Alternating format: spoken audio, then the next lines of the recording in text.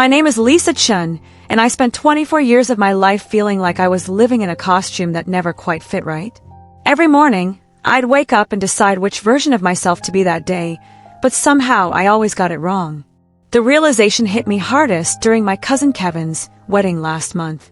I was sitting at the kids' table again, even though I'm a marketing manager at a Fortune 500 company, because my grandmother announced to the entire family that I act too American to sit with the adults. Kevin's bride, fresh from Beijing, spoke to me in rapid Mandarin, and I responded with the broken, elementary phrases I'd retained from weekend Chinese school. Her smile faded as she realized I was essentially illiterate in my own mother tongue. "Oh," she said in perfect English, "you're one of those ABC kids. American-born Chinese." The way she said it made it sound like a medical condition. But the sting of that moment was nothing compared to what happened the next Monday at work. During our quarterly presentation, my director introduced me to the new clients as our diversity hire who brings that unique Asian perspective to our campaigns. I felt my cheeks burn as 12 pairs of eyes turned to examine me like I was an exhibit. Later, when I suggested we avoid using red and gold together in our Chinese New Year campaign because it was cliché, my colleague Brad interrupted with, "But Lisa, you're Chinese, so you'd know what your people like, right? Your people." As if 1.4 billion individuals shared a single brain, and I was somehow the designated spokesperson. I've been performing this exhausting balancing act my entire life. When I was 7, my mother found me practicing pronouncing my name like my teacher did. Lisa instead of Lisa. She sat me down at our kitchen table, the one covered in the plastic tablecloth with roses that she bought from the 99-cent store, and explained that my name meant beautiful in Chinese. "Don't let them change who you are," she said in Mandarin, her eyes serious behind her thick glasses. But who was I exactly? Even then, I wasn't sure. My parents immigrated from Guangzhou in 1995, 2 years before I was born.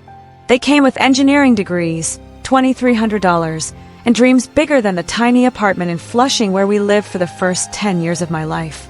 My father worked 16-hour days at a factory, coming home with hands stained by industrial chemicals, while my mother cleaned offices at night after spending her days watching other people's children.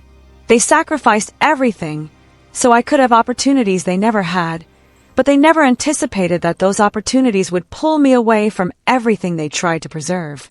The cultural clash became impossible to ignore during high school.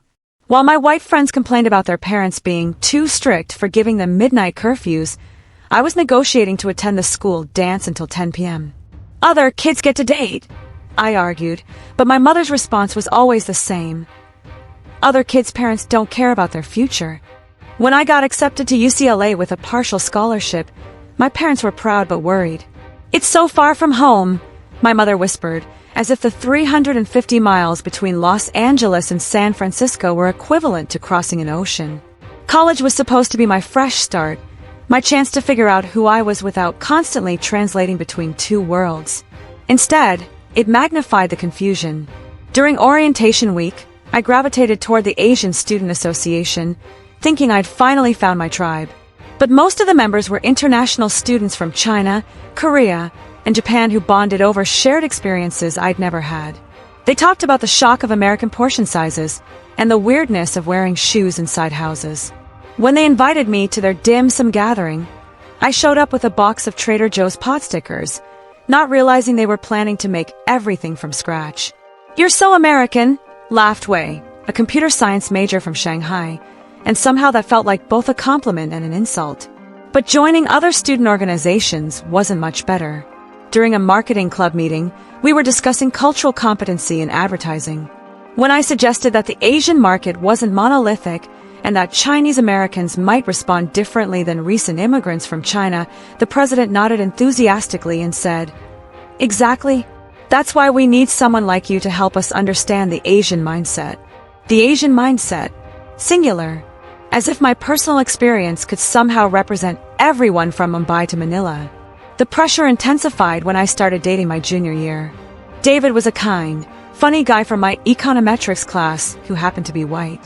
We connected over our shared obsession with true crime podcasts and our mutual inability to keep plants alive. When I finally brought him home for dinner, the evening was a disaster of epic proportions.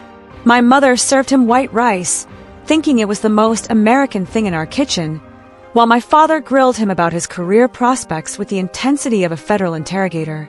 David tried his best, asking polite questions about Chinese culture, but everything he said sounded like he was reading from a Wikipedia article.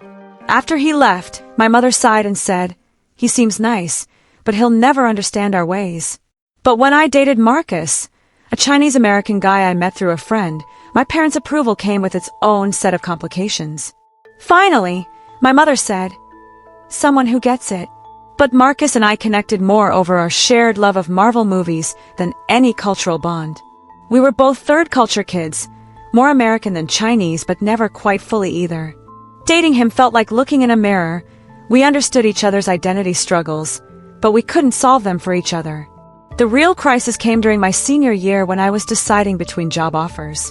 I had two options: a position at a well-known tech company in San Francisco, close to home and family, or a marketing role at a startup in Austin, far from everything familiar but offering more creative freedom. My parents assumed I'd choose San Francisco. "Why would you want to go to Texas?" my father asked. "There are no Chinese people there. You'll be lonely." But part of me wanted to be lonely. I wanted to go somewhere where I could reinvent myself without the weight of anyone's expectations. I chose Austin, and the move was both liberating and terrifying. For the first time in my life, I wasn't surrounded by reminders of who I was supposed to be. I could order pizza for dinner without feeling guilty about not cooking rice. I could decorate my apartment with modern minimalist furniture instead of the traditional Chinese decorations my mother insisted brought good luck. But the freedom came with an unexpected side effect. I felt unmoored, like a balloon that had been cut loose and was now drifting without direction. The identity crisis reached its peak 6 months into my Austin life. I was at a networking event when someone asked me where I was from.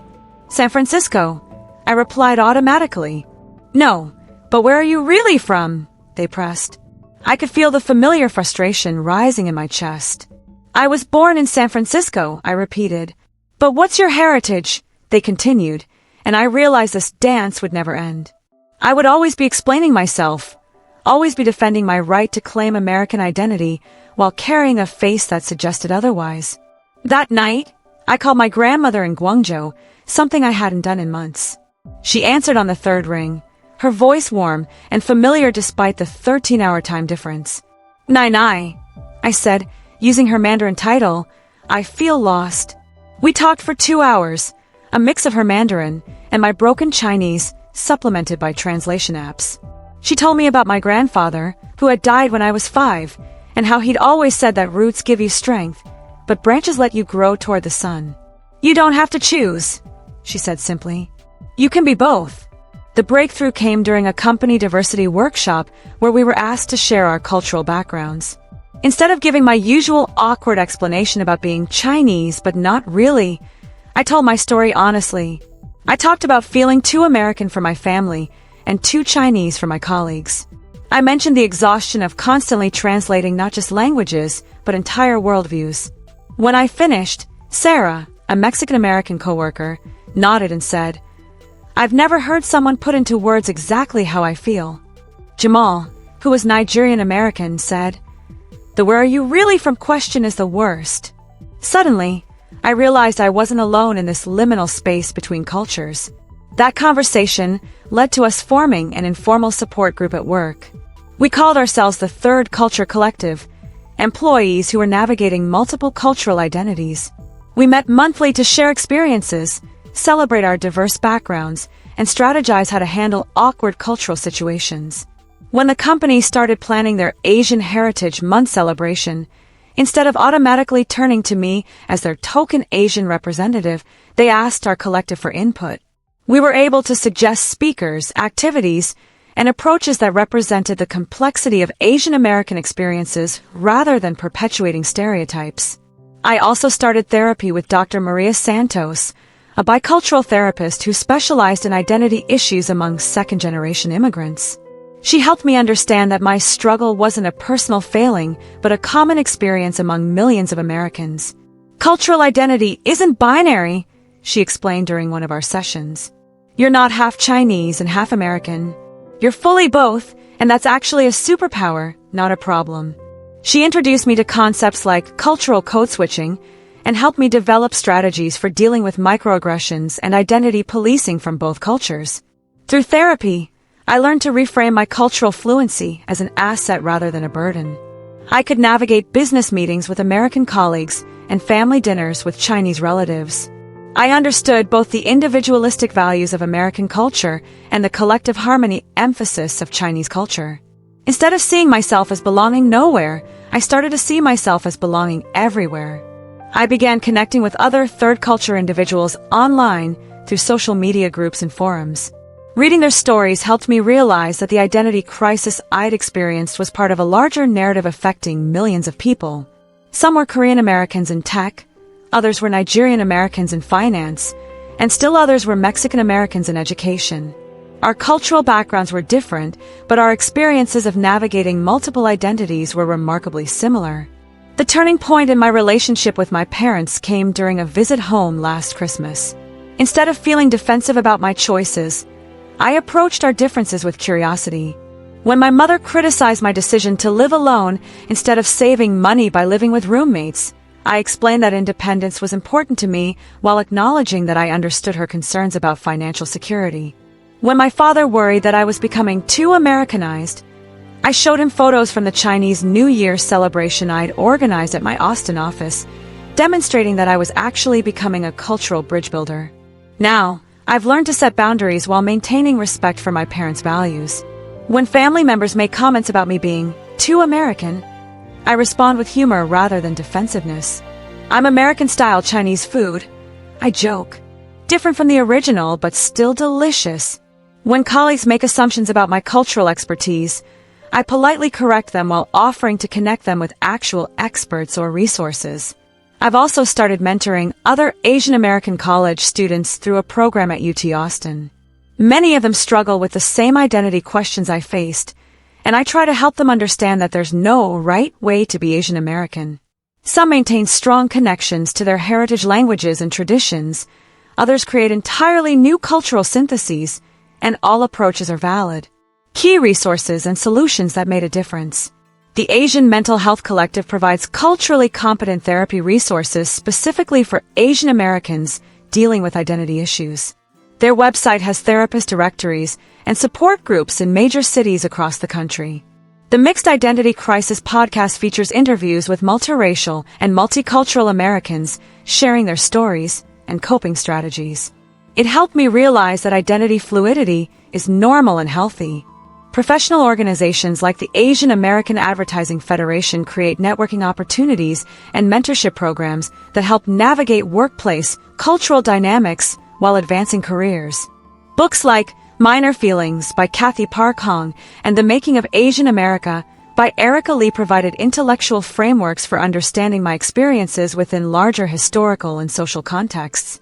Local cultural organizations often have young professional groups that create community for people navigating similar identity questions. Even in cities without large Asian populations, these groups exist and provide crucial support. The most powerful moment came 6 months ago when I was invited to speak at a diversity conference in Dallas. Standing on that stage, looking out at an audience of hundreds of people from dozens of different backgrounds, I realized that my story wasn't just about being Chinese American. It was about the universal human experience of trying to belong while staying true to yourself. I talked about the exhaustion of cultural performance, the pain of never feeling enough for any group, and the beauty of creating your own identity from multiple influences. After my talk, a young Latina woman approached me with tears in her eyes. "You described exactly how I feel," she said. "I thought I was the only one who felt like I was living multiple lives." An older Vietnamese man shook my hand and said, "I wish someone had told me 30 years ago that it was okay to be both." That's when I knew that sharing these stories wasn't just therapeutic for me, it was necessary for our community. I've started writing a blog called Third Culture Chronicles, where I interview other multicultural Americans about their identity journeys. The stories are as diverse as the people telling them: a half-Korean, half-Mexican artist who creates fusion art pieces that reflect her dual heritage, a second-generation Nigerian doctor who practices both Western medicine and traditional healing, a multiracial teacher who helps her students navigate their own complex identities. Each story reinforces the same message. There's no single way to be American, and there's no single way to honor your heritage. My relationship with my parents has evolved into something more honest and mutual.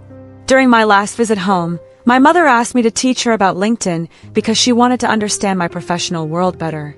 My father started learning basic English slang because he wanted to connect with the American side of my experience. In return, I've been taking online Mandarin classes and learning to cook traditional Cantonese dishes. We're all making efforts to bridge our worlds instead of forcing each other to choose sides. The corporate world is slowly changing too. My company now has employee resource groups for various ethnicities and cultures, and they've implemented bias training that goes beyond surface-level diversity talks. When new Asian employees join our team, I make sure to connect with them and let them know they're not alone in navigating cultural expectations and workplace dynamics. Last month, we successfully pitched a campaign to a major client by leveraging our team's diverse cultural insights, not as tokens, but as genuine strategic advantages. I've learned that cultural identity is like a river, not a lake. It's constantly flowing, picking up new elements while carrying forward what's essential from its source. Some days, the Chinese current runs stronger, especially when I'm missing my grandmother's voice or craving the comfort of familiar foods.